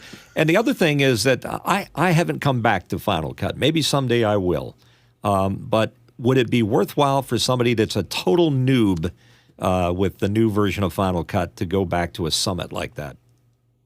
I don't know. I find them fascinating. If nothing else, it gives you a window into what the company is thinking about at the highest level. Where are they going? The big themes. This, not a complete confluence, but how mobile and Final Cut for iPad is a heavy development thing there. It is going to be a feeder for and an association with main Final Cut, which is hugely capable. But right now, the iPad version isn't as capable. It's a subset of the capabilities in the big one. And I'm not sure I'm ever going to want it to completely replace it, because I'll always have access. And they talked very specifically about, yes, Apple is still very interested. Some people came up and go, are you going to do what you did with motion, or not motion, but what was the tool they just deprecated? Aperture. Aperture, thank you. Are you going to aperturize Final Cut? Are you going away? Are you going to not change anything? Is it going to die? And they were just very clear. No. Not at all. That's one question they would answer very directly. They have at least quite a few more years on their roadmap to where it's going to go, and they want it to be there, and they want it to remain robust. They will do things like they did now. I know everybody wishes that it would evolve faster, but one example for me was that what I told you about the hardware wasn't ready to do this feature right. And they probably had those machines for 5 years back there. They knew where their simulation of the next generation chips were going to be and what could be possible 5 years from now when those chips get in the field and are actually used. Well, this was the year that the M3 allowed them to actually do things like the scrolling timeline in a fashion that they thought was very Final Cut-like, so people can not have to worry about it not performing well. So those are just some thoughts from me. Anything else, Mitchell, or let's go to Alex? Alex. Yeah, I think that, I've often said that I think that Apple does what 90% of the people want 90% of the time. Like that's their business model. It's not what 10% people want to do 10% of the time, or 1% wants to do 100% of the time. It's 90-90. And I think that Final Cut, I think, expresses that in the sense that when you look at the updates that they did this week, it's really focused on what do most people need to be more efficient at what they do on a day-to-day basis, not like folks like me. That I know that I'm sure Steve did a great job on the HDR stuff, but like if for those of us who do HDR, we're going to use Resolve for that, Sure. And so the thing is that and I think that, but I think that I definitely think that they see a weakness in the market related specifically to social media. Social media is a huge part of the pyramid.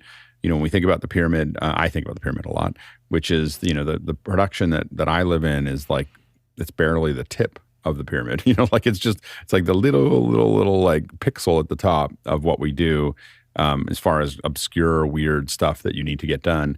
And then there's production that lives and lives way up there. And literally, I think that Avid is like the top 1% of the pyramid, and it owns that, and Resolve takes over a little bit more below that. But what I would say is that that there's this huge gap in between that. And I think that when you talk about social media, I think you're talking about like there's cost considerations. And so that's what gets people into Resolve, but it also gets into Final Cut because you pay $300 once. You're not paying a subscription. It's easy to do things fast.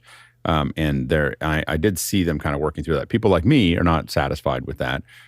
Like we want to see more, like more of the high-end tools, but I've grown to understand it. I do think it's important. I think Apple's going to keep Final Cut around. And I think that part of the reason for that is that they do need a piece of software that they can control that can develop content for the Vision. And I think the Vision Pro is a big part of Apple's future. And I think they need to be able to control that. They can't wait for Resolve to get around to it or cajole Adobe to do something. They need to be able to have their own, control over their own destiny. And so I think that they'll keep it around forever because of that. I still feel like we've seen so few features because I feel like when we see the Vision come out, they're going to go, hey, there's a new, I don't have any information, but I just feel like they have 3D, they have immersive stuff in there. And I think they got that immersive stuff to do things with. And I think that's there. Did they talk at all, Bill, about motion? I heard some people talking about it. Again, I had a very limited period of time. I was only there for a day and a half. I wish I could have stayed for the full 3 days. Any things about motion? Or were there any sessions? Yeah, there was discussion and talk about it. I think some of the motion people are still in the, when are you going to really do something significant? Well, I don't even know it's significant. I think as a motion user, I think that the thing that I'm mostly interested in is when are you going to put it on the website with all the other Apple apps? Like that is a, a motion and compressor were notably left out of they have every little Apple app on their Apple page except for those two. And that has a bunch of us just like, should I keep doing this? That's the scary part. It's not so much. You would have loved to be there when the Apple team, and the final day of the summit, the Apple team was on stage. They asked again, no video or audio or anything else. And they had an open and question and answer. And I would imagine somebody might have asked that. I had to leave before that. But it was the time to say, what about this problem that's gnawing at me? And they were at least there, accountable and standing up. I didn't go to that, so I didn't know if they addressed motion as a product in there. So sorry about that. Yeah, got it. Nigel? Yeah, I'm interested in the Apple strategy around the iPad. So I'm a Final Cut user that is, semi-talented, not that talented. When I use it because I have a quick thing I need to do. I don't proclaim to be at the level that you guys are. And I'm staring at the iPad application, and the two questions I have, which I'm fairly willing to bet they didn't answer, but you may have got a sense of, is how is the adoption going for the iPad? I mean, once we all played with it, and then it was $5 a month, and I went, I'm just not going to use it for 3 months, so I'll pay for it when I need it, and I never did. So how is the adoption? Did you get any sense of how the adoption is going outside the marquee, hey, I use it and I'm important? What's the real adoption like? And secondly, when they talk, do you get a sense that the budget and focus and the thing they're most excited about is the iPad product or the Mac product, or it's not clear to determine? So my 2 cents, purely inside of myself, is that Apple as a large company, one of their most important things was the development of the M-series chips. It changed everything, hardware, performance, costs, everything. That chip fab changeover was massive. And now being there and seeing the M3 released a day before, seeing that in the case of Final Cut Pro for iPad, you need a specific level of iPad Pro to run it. It has to have those fast chips in it to make it work. They've always deprecated the old stuff and moved it to the new stuff. So it seems to me that they are all in on developing for a more agile workflow for people. The fact that they had the social media creators did, and there were a surprising number of young people. I've been to so many of these, and generally those of us who are editors who want to spend this kind of money at things, in the past, you were talking 45, 50 and up, because you had to have expensive computers and you had to really dedicate yourself if you wanted to be a video editor. We all know that social media is changing all that, and people are editing off their phones and shooting off their phones. And so the young people that were there, the Andy Toes, Justine's in kind of that category too. Trevor Horton was there. I mean, just people that I know who are in their under 35 grouping and are coming to Final Cut probably for these social things was a significant presence at this Creative Summit, and they weren't before. So if nothing else, if Apple, like every other marketing company, says we need to get people young and early, get them into our ecosystem, and then let them grow to be the next generation, boy, I think they're whatever they're doing in that respect, it seems to be working to me. It didn't seem like your granddad's edit NLE at all. It seemed like it was, and Alex has said this, it seems like it's very big in social quick turnaround, and that it's killing it out there. And they're leaning into that. That's what they want for the future of their software. Chris. Yeah, sorry, there might be some noise downstairs. Sound like somebody's trying to break all the dishes. Bill, were you implying that dupe detection came out a year ago? Yeah. I find it perplexing that they're bragging about it today. Are you saying that they've reworked dupe detection so that it doesn't just look for a recurrence of the clip or frames, but also the pixels? Like if I've reframed for this close-up, is it not going to show me as a duplicate clip if I use different pixels from the same clip?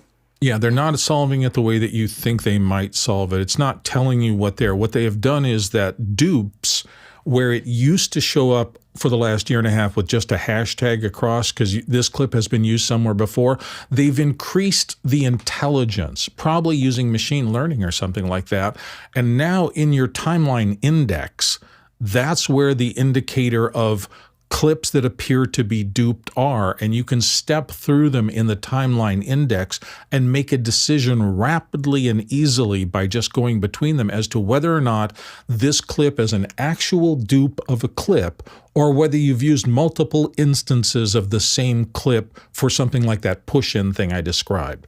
So it's not that it's automatically telling you, hey, this clip is somewhere else in the timeline. That's what it used to do.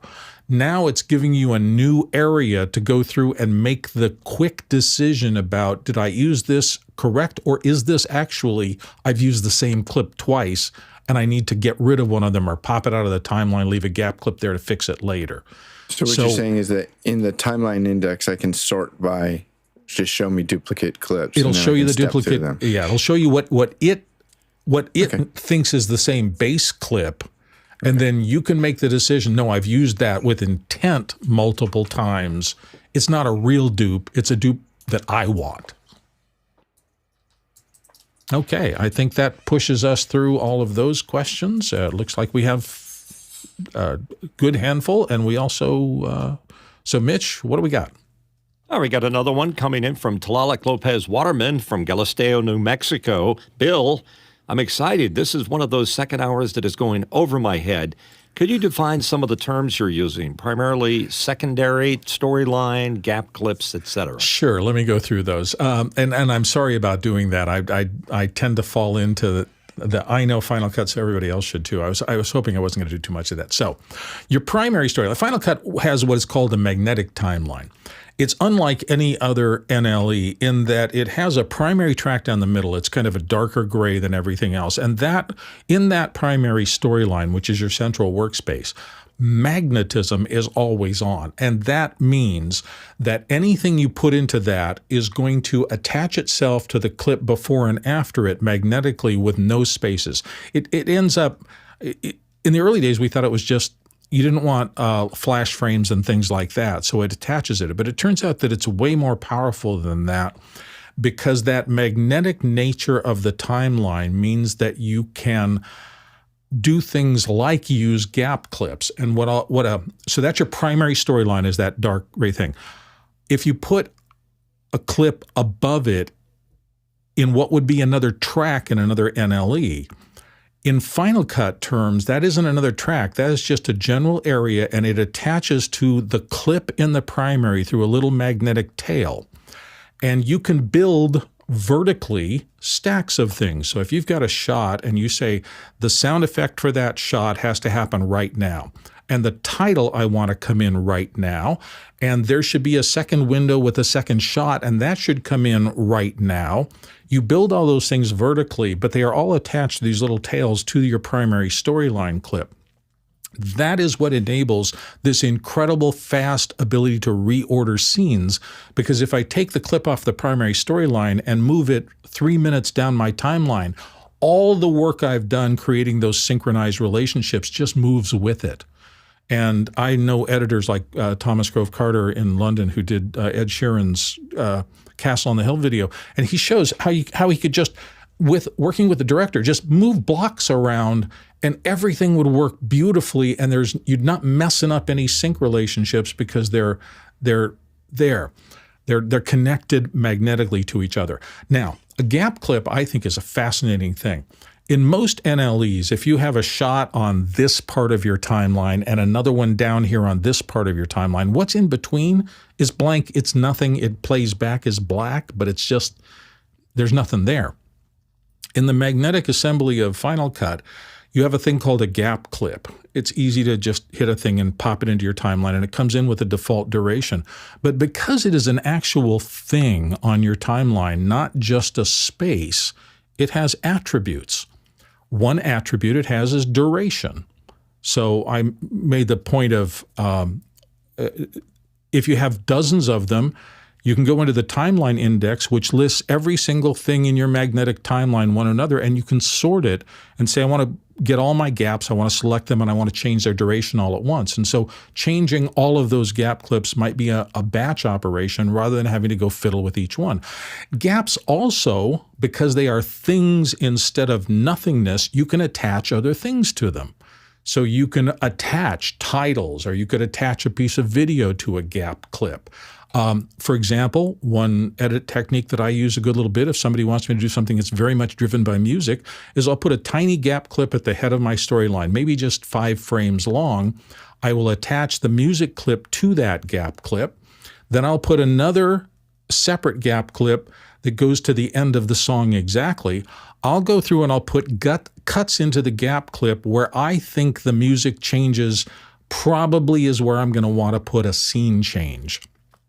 And then once I've done that, I can pull each of the scenes that I'm using in my video and just drag it on top of a gap clip. It's going to replace that gap clip with exactly the same duration.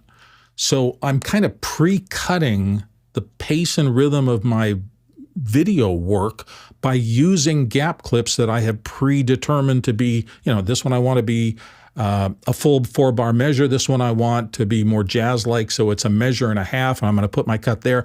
And I think I'm going to put 3 rapid shots here, so I'll cut the gap into 3 places. When I replace all of those things, it kind of astonishes me because it's a rough cut right there without having to do any trimming or anything. Now, you can always go back with not only the gap clips, but every other clip and extend or change or move it around. But that's kind of how the magnetic timeline in Final Cut works for rough cut assembly.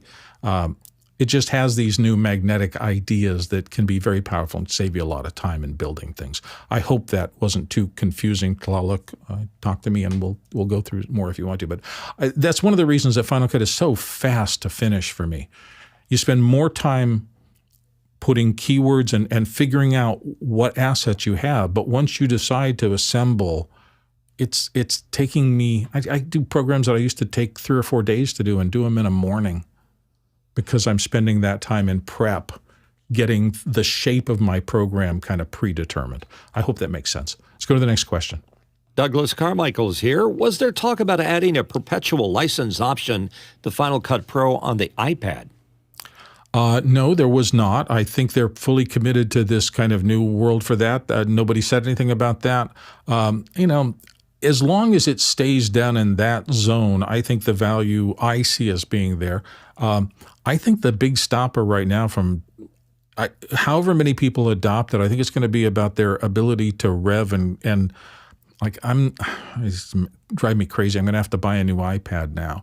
I have an iPad Pro, but it's a couple of generations back, and I don't think it's going to run Final Cut for iPad very well. So, Apple does sell hardware, so they want you to get the newest and coolest thing. Chris, did you have a thought about this? I didn't know that was a thing.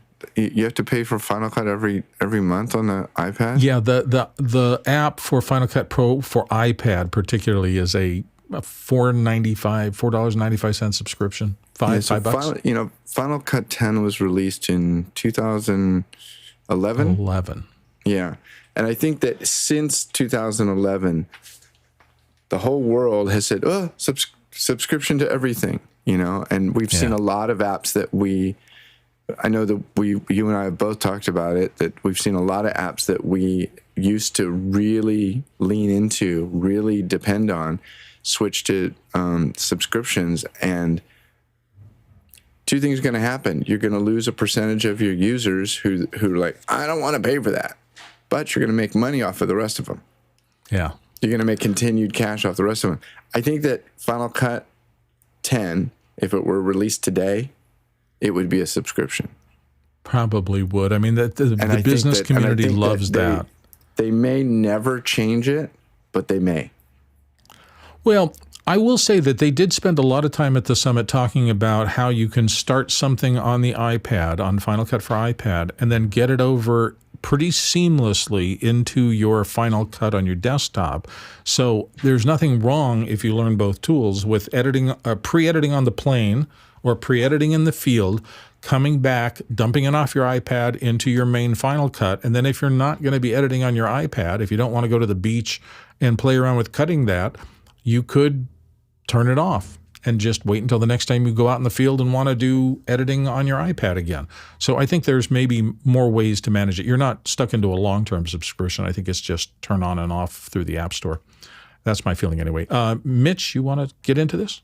Yeah, I think Blue Oyster Cult should do another song called Don't Fear the Subscription, because when you think about it, think about it for a second. I have Adobe, and I updated my Final Cut, my After Effects program religiously every year, and I spent more than $500 a year on getting the latest version than the subscription is. It's just the principle of the thing that I think bothers people, and we got to kind of get over it because that's the business model they're going to do with until they come out with a new song. I'll articulate the one thing that really upsets me, and that is in the subscription model, not that some people use, but the one that Adobe uses. The only difficulty is you can't get a runtime version of your work out. So if you fail to pay the subscription and your subscription runs out, you lose access to all of the work that you've created under their system because there's nothing else that can open it. You have the final, but you don't have the build things. You don't have your timeline. You don't have access to your actual creative work to build the program. Huh? Yeah, I'm talking about Adobe now. Yeah, but Final Cut's I'm not sure about that, Bill, but I mean, I don't want to test All you got to it. do is restart your subscription, and you can open up the file. You still have correct. the That, file. but You don't if just they go don't away. dump out of that, but yeah, that's true. Which means that they're now the gatekeeper for all of your creativity. Even though you've done the work and it's your intellectual property, you have to pay somebody else to get back to it, and that is bothersome to me. If I've put the work, your program absolutely is your property, but my work in your program I see as my property. And the fact that somebody can turn off my access to my work in their program really frosts me. And that's one reason I'll probably never go to a subscription for my personal thing. This is a personal feeling. I'm not saying it's bad. A lot of people love it. I can't wait to fire up my Final Cut 7 to see how that those programs are holding up. Yeah, well, it's just, everybody has a different feeling about this. I don't like the gatekeeper thing. I also just don't like, $10 a month. And what happens if, like some of our friends right now, I get sick and I don't edit for 6 months? I keep paying because my wife doesn't know how to turn off my subscription. So they keep getting money for a thing I'm not using every month until I'm well enough to stop it or go back to it or whatever. And it really does shift the burden. It shifts from an opt-in to paying for something to I have to opt out not to pay for it, which is kind of weird in my thinking. That's why subscriptions are so darn profitable for companies. Nigel, what are your thoughts? Yeah, two things. First of all, what you just explained is why when I go to sell a company, if I have a subscription, I get a better multiple for that company than if I don't. And so, everybody's trying to have the biggest value for their companies, and you'll get a multiple, maybe 50 or 100% higher multiple if it's a subscription revenue than it's a one-time charge revenue. Totally. So people spend more. So just face it, it's coming. I want to go back to the iPad thing. I hear a lot of, you can do this. You can start on an iPad. You can finish on a Mac. What I'm not seeing is a lot of people actually doing it. I'm not seeing the workflows yet where people are really doing it. So I'm interested to know whether this is still an early adopter of, hey, few people playing with this, or whether the million people who downloaded it, 950,000 of them have actually really not used it, or there are real operational workflows where there's logic to this, and I'm just not seeing them yet. Yeah, I think it's going to be coming. One of the things I noted that one of the features that they announced, and this is for 10.7, so it's not out yet. It'll be coming out very soon. but they one of the first things you put up, did you see the little microphone icon in there? That wasn't there in the last version. It's there in this one. It allows you to do voiceover recording directly into your iPad to add voiceover to your work. That kind of thing would have been nice to have had there from the beginning so people understood it was happening, but the development process was not there. So now that major feature, talking directly into your timelines as a mobile creator out in the field, will be out in a week or two or a month or two, however long it takes for them to get 10.7 out. It's still early, and it's developing. And if it's like Final Cut originally was back in 2011 when it was out, it didn't have a lot of things when they first shipped it. And those things developed pretty rapidly in the first 2 or 3 years. And we got a lot of extra oomph and capacity in it. I am hoping that Final Cut for iPad does the same thing. Early days for it. That's how it feels to me. Chris? Yeah, Nigel, I'm intrigued by your comment about starting on the iPad and moving to the phone. The iPad can obviously edit, so can my desktop, but, a scalpel and a chainsaw can both cut things, but one does it with a different level of accuracy than the other. And I've tried to edit things with my fingertips on a touch device, and it just seems dumb. To me, Final Cut for the iPad angers me because all of that time could have been spent making the desktop app, which I care about, and I'm being selfish. I'm sure there's a bunch of kids that think working on an iPad is cool. I think it's dumb. It just angers me because I'd rather them just be working on the tool that I care about, And but I will say, Nigel, I think the real question is, can you get the media in and or out of the iPad quickly? And with the advent of the ability of using USB drives, if you can attach a USB drive, and I know that you can, it's much more useful. I will tell you that there's a workflow that I've done multiple times where I wanted to edit something that I shot entirely on my phone. And what I ended up doing, one time, I won't go into all the details. What I ended up doing is creating an iMovie project on my phone where I was scouring through I think I have like 15,000 photos and video clips on my phone where I was going through, shots of the grandkids. And I was like, oh, here's another one. And I just threw them in a timeline. And I played with them a little bit, but then I was like, no, I'm going to go finish this on the computer.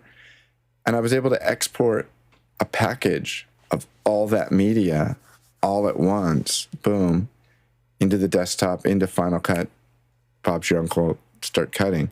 That was super useful, super useful. But Final Cut for iPad is just, it literally makes my blood boil. I will just say before I go to Nigel, I'm going to put this slide back up. Is that the one I want? Yeah.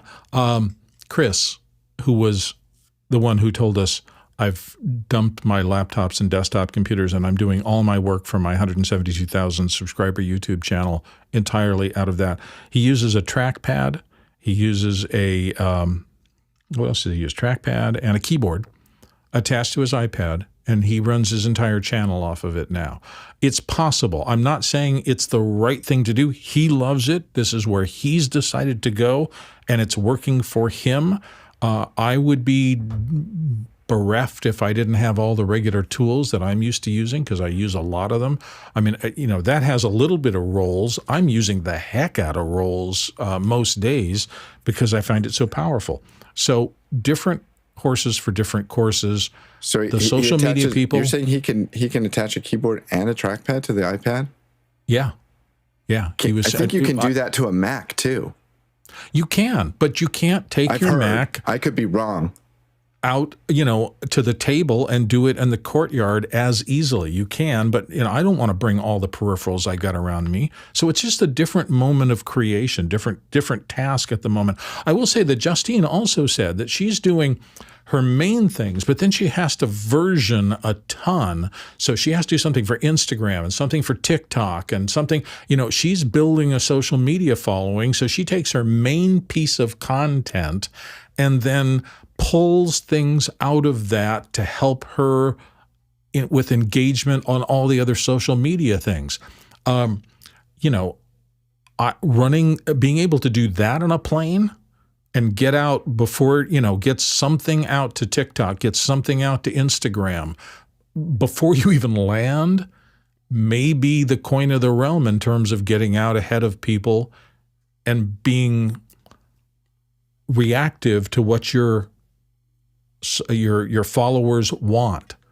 You can't go back to your desktop between every job. That's how it is nowadays. I'm sorry. Nigel, you had some thoughts? I was going to say my example was not one I necessarily was promoting. I'm just saying it was one I hear. And I think this may be a fun thing to try in the second hour sometime or in a workshop to look at the different editing modes and how you might use the two together. Yeah, I do think it's relatively new. I'm still not totally conversant, but that's why I wanted to go down that track and learn about those things. Let's go to the next question. Dave Troutman is here from Edmonton, Canada, asking, is iMovie still a thing on the iPad? Yeah, I'm sure it's still there. They wouldn't have tossed it away, but this is the future, and it is much...